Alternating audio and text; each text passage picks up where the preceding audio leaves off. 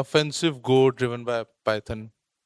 I guess everyone might be familiar with Go, obviously, and how offensively it is being used these days. But the talk is mainly about how we can integrate two different languages and create a complete new set of toolchain. So a bit about me. I am currently a student at University of Warwick. Before that, I used to work for a cruise line as a network security and automation engineer. And I also presented at Black Hat a couple of times, Warsaw 80 days, couple of more B-sides not mentioned here. And yeah, I'm currently building some hybrid tool chains, as you can see, combining multiple languages like Python, Go, and a bit more. So that's what the mainly talk about is. We know like the tools these days are built using single languages only. It's either Go, Python, Rust. Some people are still using C++, which is great. And but what I noticed was each language has its own pros and cons. And if we just use the pros of ones and pros of other, merge them, we can make some amazing tooling here. So that's an idea which I had a couple of years back. I tried to implement it, and I came out with this idea of let's just integrate Go because it's very fast, because as it's due to its concurrency, how it handles the threads and all those things. Whereas Python, it's very easy to use, easy to implement, and easy to create a, what do we say, like a layer above it, like, or like, yeah, it's just for layering I prefer Python. If we just like I'll just show you the architecture next.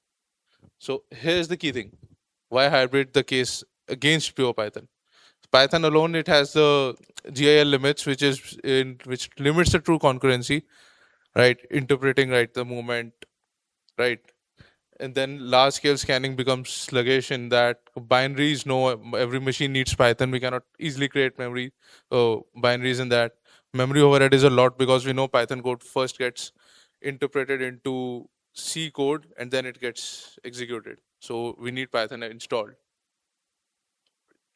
Performance, everyone knows. Compare it to when we go to Go, the Go routines are really cheap in concurrent, right? Compiles in a single binary. The best part is shared libraries callable from Python via C types.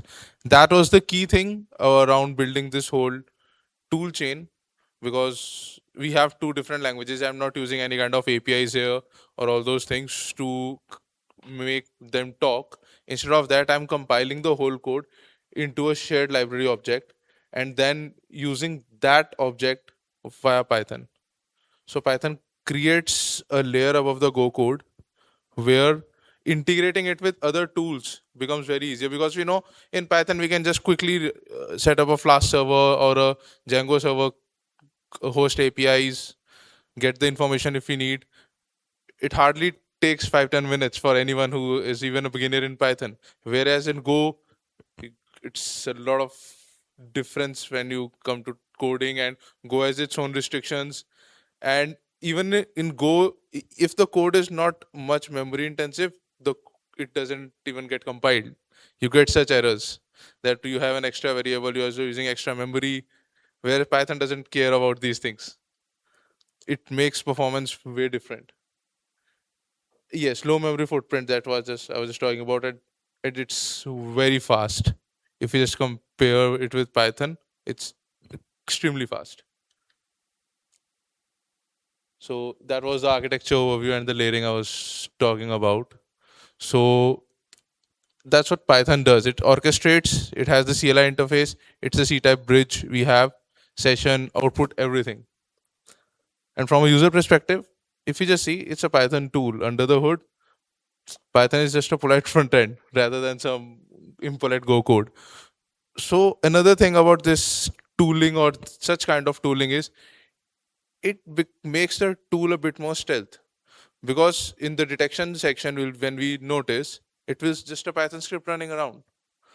When someone will go and check, they will see it's a Python code, or the all kind of headers we are receiving is from Python itself, whereas the underlying hood is Go, which is doing the key job and like running all those things for us. So detection becomes a bit different in this case. And on the other hand, yeah, it gives some extra stealth. So I created a small tool here, which was 747. So the whole idea was to create 47 tools in this collection. I was quite inspired by Metasploit or all those kinds of tools at that time. What I just tried to build, I built some basic scanners here.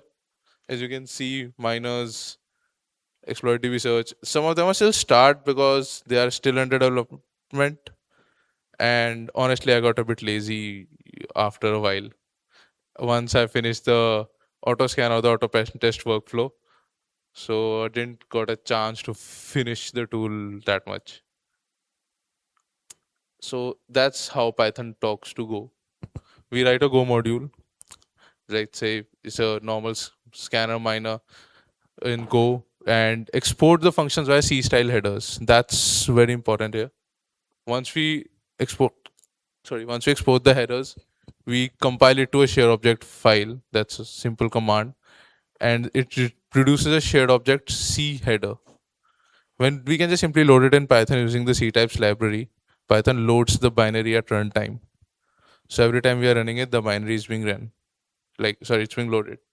Then we define the prototypes and in Python. And here is the thing: the data types and the prototypes the prototypes and the RES types of Python and Go should agree on the same data types.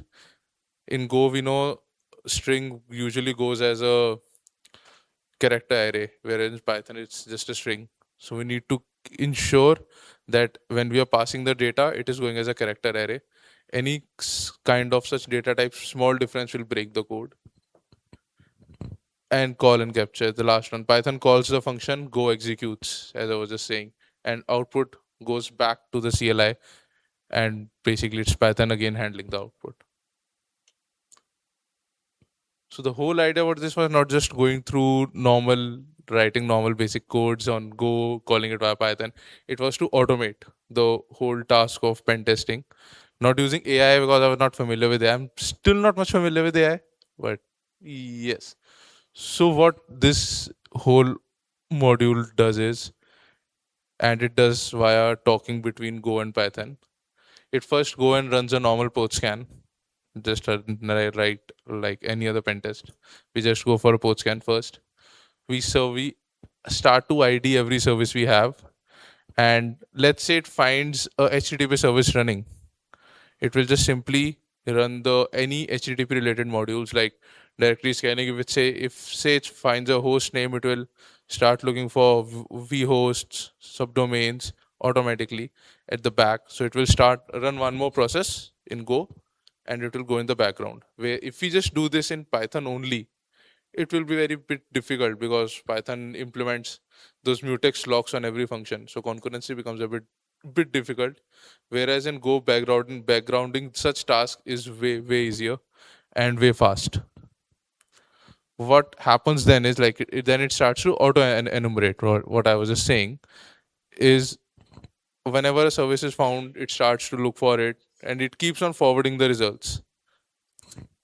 Let's say it does not, along with that, it will look for the version number and start looking for a publicly available exploit. I just did a very easy thing here right now, was just to go and do exploit db search here, so to check if I couldn't find something in the exploit db, and it will just highlight. It will not run the module. That was kind of a next stage I planned, but yes, at last it will give you a report. All these things is happening between Go and Python. And when I was just doing it, I thought to do like I also thought to track how if someone is trying to detect what are they seeing. And the only thing I saw was Python only every time. There was no trace of Go doing the job, whereas underlying it was all Go. That's the defender's blind spot. Python process swapped, familiar Python shared libraries, import patterns. It's just a Python script. Whereas what actually happening is compiled Go binaries, Go routines are spinning up, native binary execution, no Python overhead anywhere, different process signatures every time. So it's always a new process. It's not one process calling another one. And detection rule tuned for Python misses the Go engine. So we somehow are able to bypass the signature based and pattern matching detections. So these are some key advantages when we try to merge different languages or go for a hybrid one. First is speed. As I said, it's like the difference is highly noticeable. Developer velocity. Orchestration logic is in Python, so it's fast to prototype. So the best example here is I was trying a couple of days back to integrate this with Burp Suite. Now, if we have code written in Go, and I think I have a module with written in Go, I want to integrate it with Burp Suite, it will be a bit difficult because we don't have any direct libraries. Whereas in Go, we have Jython, and it has been like it's quite well configured where we to connect with Burp Suite. So now here comes the hybrid approach helping yeah.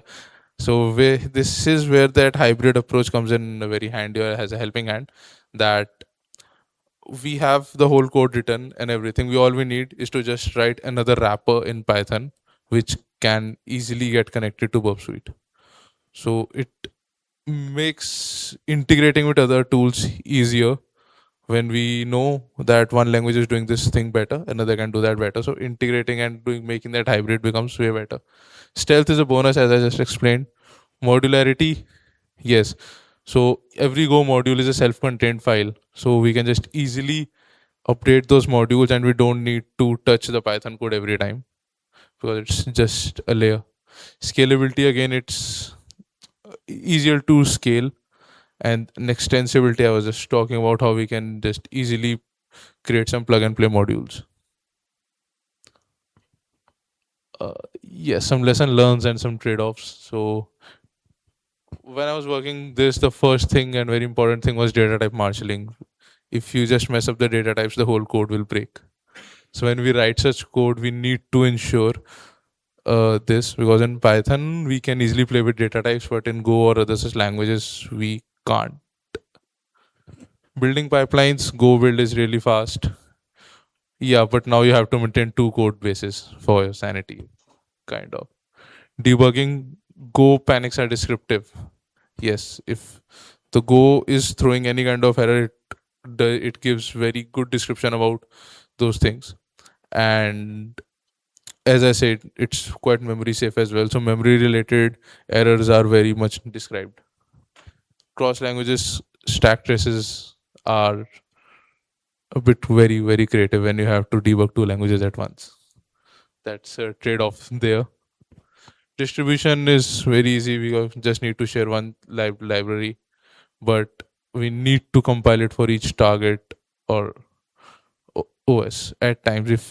If we plan to make something like this to be deployed on a target as a post exploitation phase, maybe at that time we need to ensure we are compiling it.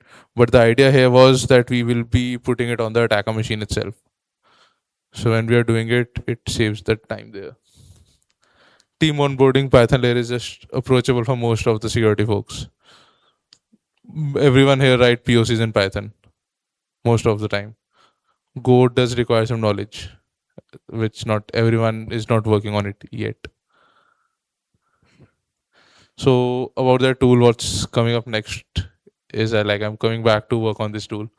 Is I'm going to expand some more services which I have mentioned. I still need to work on tool integration, Burp Suite Nessus, and some advanced customization AI-driven modules. I'm starting to plan and add some more AI related things to the tool and to automate it a bit more, while ensuring the hybrid architecture of the tool by using Go and Python.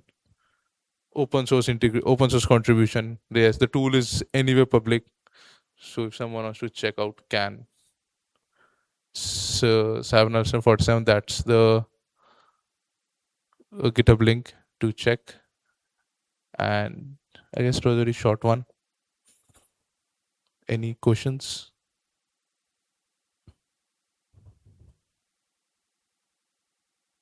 Anyone, any questions?